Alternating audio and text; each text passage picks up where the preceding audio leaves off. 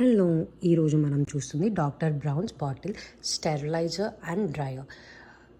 ఇప్పుడు ఏమవుతుంది అంటే కొంతమంది వర్కింగ్ మామ్స్ అయి ఉండండి, ఆర్ కొంతమంది బేబీస్ డైరెక్ట్ మదర్ దగ్గర పాలు సక్ చేయరు. అలాంటి వాళ్ళు ఏం చేస్తారంటే మదర్ పాలు పంప్ చేసి, ఆర్ ఎల్స్ కొంతమందికి మదర్స్కి పాలు రాక వాళ్ళు ఫార్ములా ఇవ్వాల్సి వస్తుంది. సో అలాంటి వాళ్ళకి బాటిల్స్ అనేది ఎక్కువ యూజ్ చేస్తారు. ఎక్కువ యూజ్ చేయడం వల్ల ప్రాబ్లం ఏమవుతుంది అంటే వాళ్ళు కొంత బేబీస్కి ఏంటి అంటే కొన్ని మంత్స్ వరకు ఒక సింగిల్ డ్రాప్ వాటర్ లేకుండా బాటిల్స్ అన్నీ డ్రై చేయాల్సి వస్తుంది.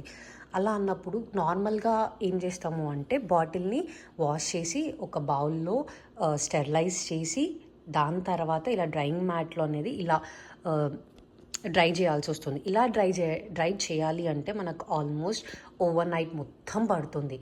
సో అలాంటి వాళ్ళ కోసం ఇది బాగా యూజ్ అవుతుంది. సో ఫస్ట్ మనం బాటిల్స్ని వాష్ చేసి దాని తర్వాత దీన్ని అరేంజ్ చేయాల్సి వస్తుంది.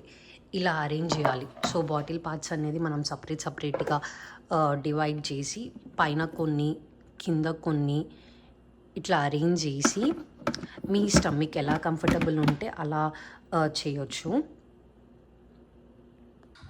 సో నేను ఆల్రెడీ బాటిల్స్ వాష్ చేశాను.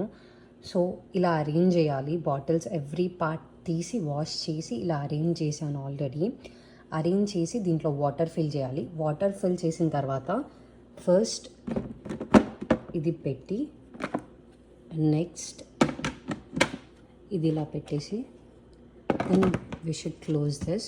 సో దీంట్లో ఏంటి అంటే మనకి 4 బటన్స్ ఉంటుంది. ఫస్ట్ పవర్ బటన్, ఇది స్టెరిలైజ్ బటన్, ఇది డ్రయర్ బటన్, ఇది ఆటో.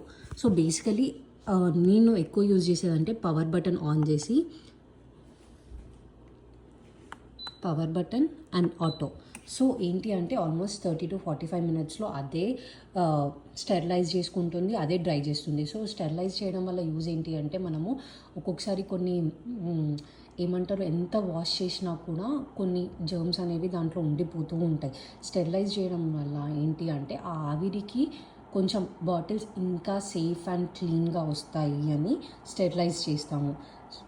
సో ఆల్మోస్ట్ ఒక 40-45 మినిట్స్లో మనకి బాటిల్స్ అనేది క్లీన్గా స్టెరిలైజ్ అయిపోతుంది. అదే డ్రై అయిపోయి ఒక్క సింగిల్ డ్రాప్ ఆఫ్ వాటర్ లేకుండా మనకు బయటికి వస్తుంది.